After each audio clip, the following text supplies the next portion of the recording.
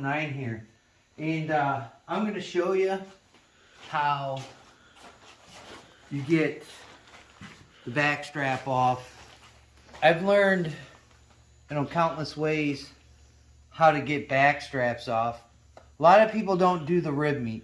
They think it's useless or it's not worth the effort.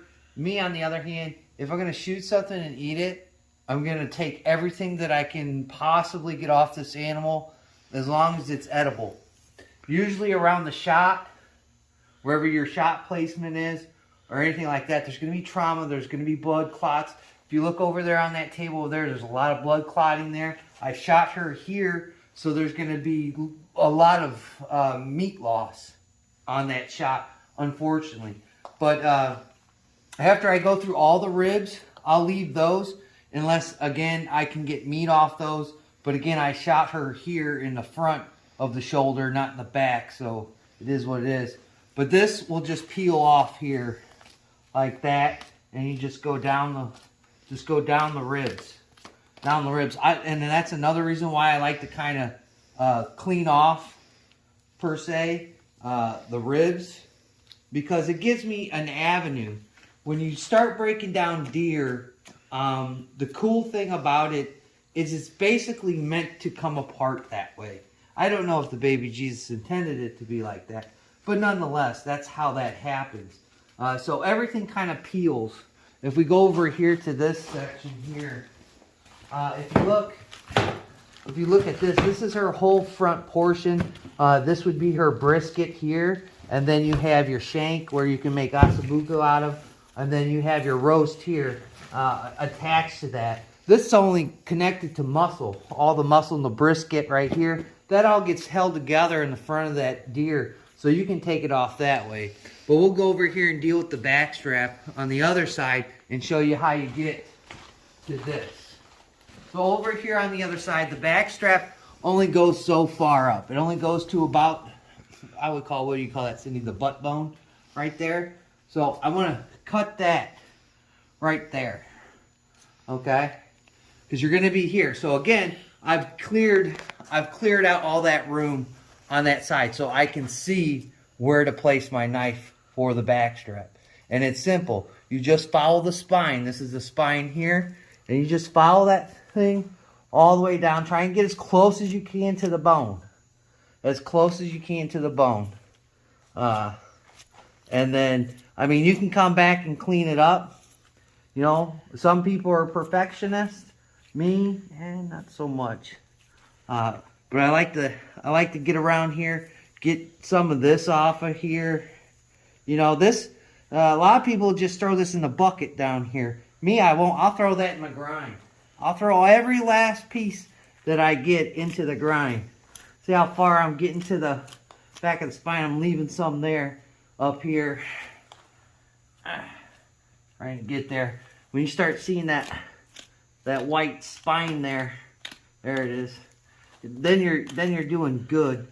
Cindy's brothers taught me this a different technique to do this. I'm hacking that up pretty bad, trying to get it off here. All this rib meat here.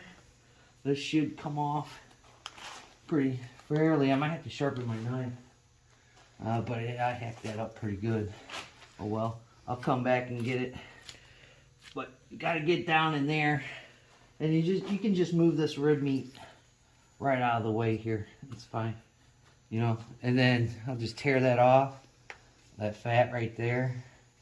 And then usually, see how that meat separates from that fat? You want the carcass to be cold. And unfortunately here in Indiana, lately, it hasn't been like uber duper cold. So, it's supposed to be like 50 degrees tomorrow. So I got to get this done.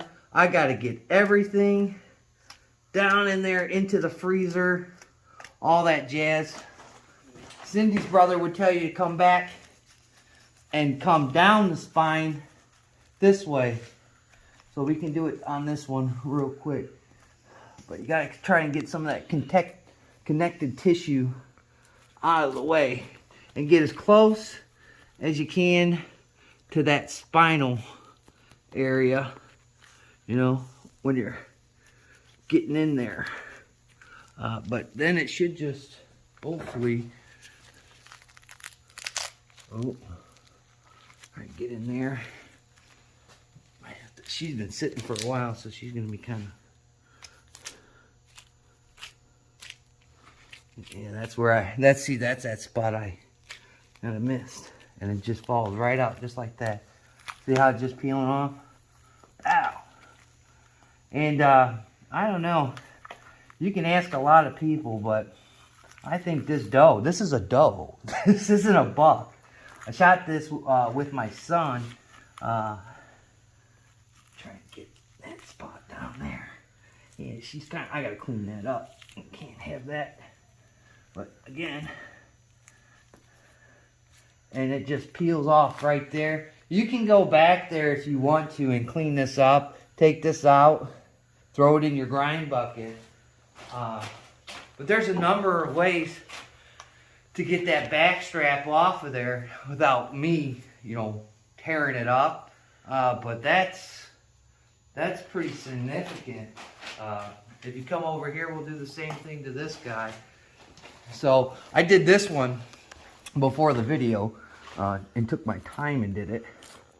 And now look, I'm not hacking and doing all that. I just you really want to clear this stuff out right here. All this fat. That'll really draw you a line to get close to that spine so you don't leave anything.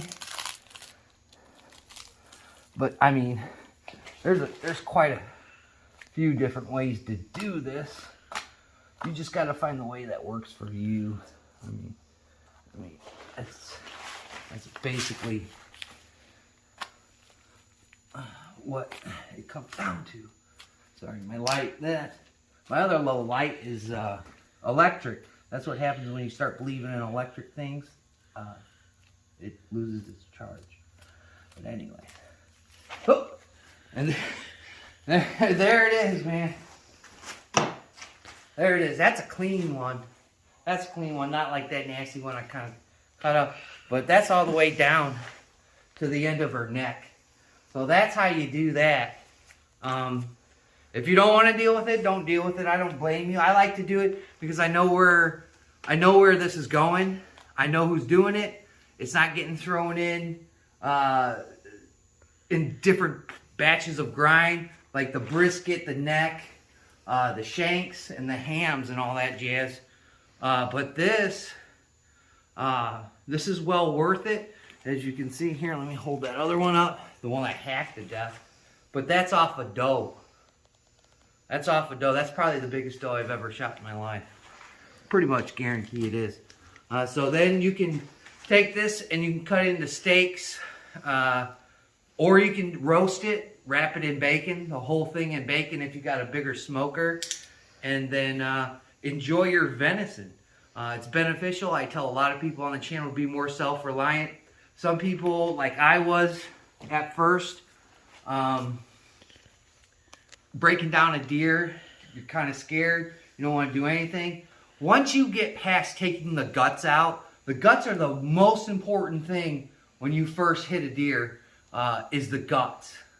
If that stuff gets on the meat, you got to immediately wash it out. So if you have, I always carry sometimes a gallon jug in the back of the car in case I do have a gut shot. I can hurry up, gut it there if I have the opportunity to gut it there, and then wash down the meat real quick because you don't want that stuff on there. Once you get past the guts, this stuff, again, I'll show you how to probably break down the shoulder and get your roast, your top, your bottom, and the sirloin off of that thing. And then if you want to do ossobuco, which is the shanks, you can do that.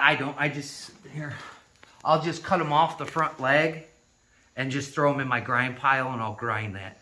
This is all grind here. I'll go through it a little bit and I'll trim some of that fat out of there. I'll leave a tad bit in there. We've been just grinding without any kind of mixer of pork or anything. But we just do like spaghetti.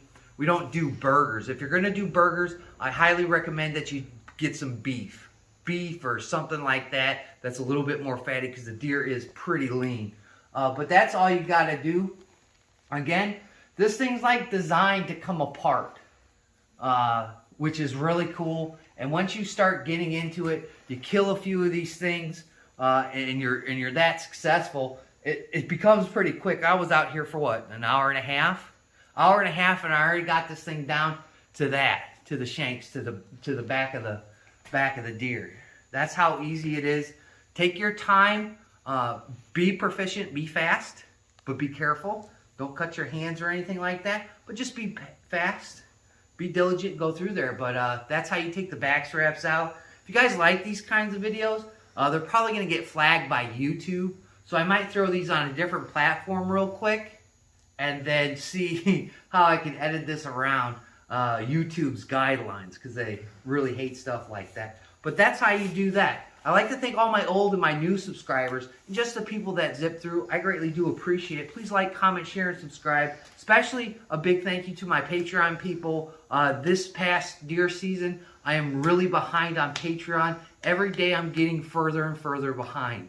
I'm trying to do my best to get the mailers out, everything like that, but Patreon has taken a pretty big hit with people making the decision, which I'm comfortable with, to leave that platform and support the channel in different ways, which is it's coming to the live chats or, you know, being a channel member, whatever. We're going to be here as long as YouTube gods don't strike us down and ban us. So with all that being said, like always, guys, we'll catch you on the next one.